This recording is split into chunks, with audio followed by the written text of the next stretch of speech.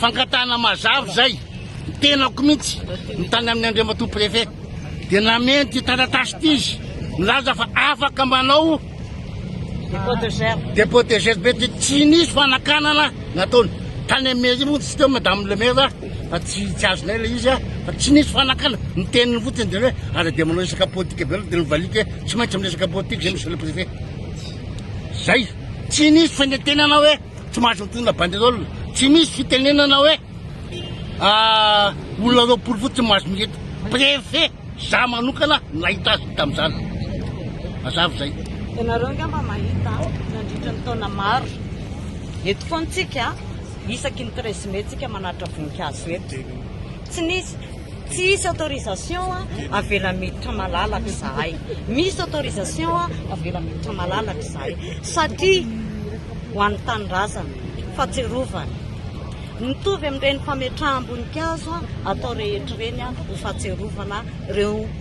olona namony ainy ireo martira ho an'ny firenena mba hamelomana ao am-pony tsirairay avy indrindra ho an'ny taranaka mandimby hoe inona no nahatonga an'izany 13 mai zany ka te hampafantatra ny tantara izahay te hampita ny tantara izahay namony ainy teto amin'ity toerana ity 7 amby zato mpitolona anisan'izany ny tenako tsy maty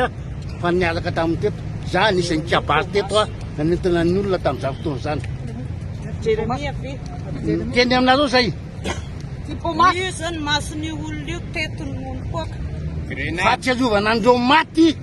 no ahatongavana eto azy ataonay efa 30 taona mahery zay nanaovanay an'izany teto miaraka tamin'ny tompokilay metra Iliza Zavatsatovo misy zavatra tolona natao tamin'ny mai 72 miady zay ho andrafo mpampianarana tsy mandeha ara-dalàna miangatra tsy mbola izany no misy amin'izao fotoana izao miady zay ho andrafo mpampianarana baikoin'ny frantsay mbola izany no misy amin'izao fotoana izao zay mahatonga anay miteny hoe mitonontolona satria le rafim-panjanahana zany hoe tsika mbola zanahandreo vahiny mbola mitoy zany amin'izao fotoana izao ary momba mainkaza mihamafy zany rafim-panjanahana zany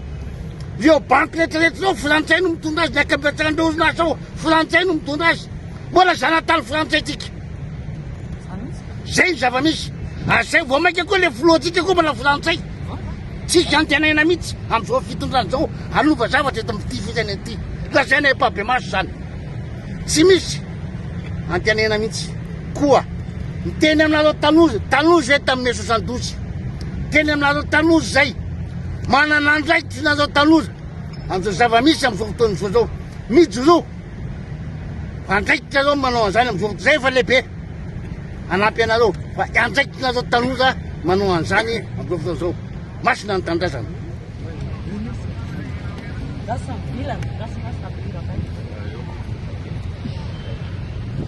Zay.